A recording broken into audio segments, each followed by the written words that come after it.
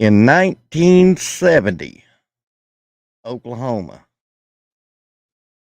in my opinion only, revolutionized college football and became a dominant force with this one addition that Barry Switzer changed during the bye week of Texas.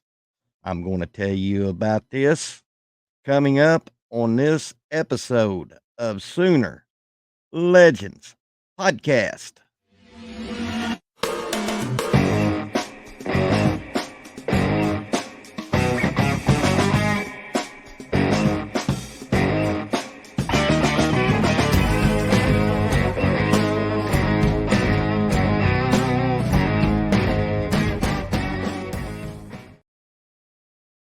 Well, welcome to this episode of Sooner Legends Podcast. I'm your host, Mike the Legend, and if you don't mind, hop down and hit that red subscriber button, turn on your post notification bells. That way you won't miss any OU related content that I will be dropping. And if you're on a computer or a laptop, if you look down in the right hand corner, there's a watermark that looks like a YouTube subscribe button. Hover, hover your little mouse over that, and you could subscribe to the video without jumping out and hitting the subscribe. And also, could you give me a like and give me a comment? Those things right there do so much for pushing the algorithm of YouTube, and it helps small creators like myself. And we thank you very much for it. And also, could you please share the video with your friends? Well, as I alluded in the first of the video,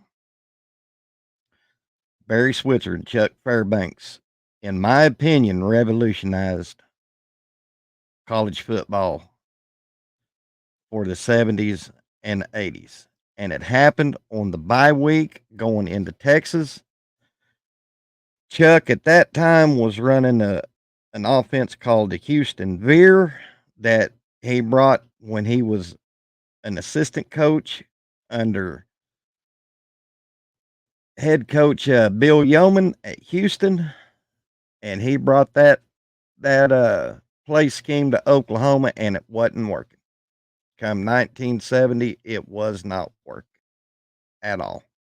As a matter of fact, I've heard Barry Switzer say several times that going into that bye week, and I've heard Chuck Fairbanks talk on this too, that they were last in the Big Eight in total offense, and they were on the hot seat.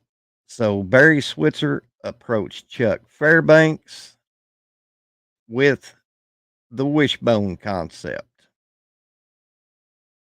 Well, long story short, they installed the Wishbone, which we all know that Darrell Royal took the old split T from Bud Wilkinson and turned it into the Wishbone. All he did, the split T, you had the backfield lined up three wide, and all Darrell Royal did was move a fullback to the front and had two halfbacks in the back. So we started running the Wishbone against Texas in 1970. Now, we got our butts blistered by Texas. However, at the end of that season, OU went from last in the Big Eight in total offense to first. No joke. So it took Barry Switzer's knowledge of that concept to adapt it to a new style, which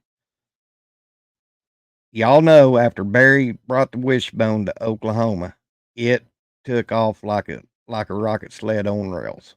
And that early edition of the Wishbone, you had Jack Mildren as the quarterback, you had Leon Crosswhite as the fullback, and then you had Greg Pruitt and Roy Bell as your halfbacks.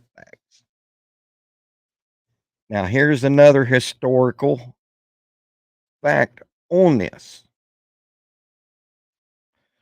In 1970, we play Alabama at the Astro Blue Bonnet Bowl, and we tied the legendary Bear Bryant with said Wishbone. Bear was so impressed with our running back, Greg Pruitt, that next season, Bear Bryant recruited a player of color on his team. He was that impressed with Greg. And Greg was a great player. So, with Barry adding that and that early days of the Wishbone, it was new, it was fresh, and people didn't know how to scheme it. But it also what the Wishbone took was speed on the O line, the quarterback, and your fullback and halfback. You had to go back and listen to Frank Broyles. When you ran the Wishbone back in them days, you established the fullback. That was the key to the Wishbone. Establish the fullback and then work your halfbacks. And as we all know, Switzer, with his recruiting prowess and how he recruited players, he developed the Wishbone of the 1970s and 80s into a dominant offensive scheme that was very, very hard to, if you was the opposing defense, it was very hard to scheme against. And you had, which Nebraska figured it out that if you tackle everybody in the backfield, you can't run the Wishbone. But when Barry got that Wishbone going, that's when you seen Steve Davis, Little Joe Washington, Elvis Peacock, Kenny King, Billy Sims. That's when you seen the floodgate open with them great fullbacks and halfbacks that we had during the 70s. And it also won us 3 national championships. It was so good that even Bear Bryant ran the Wishbone.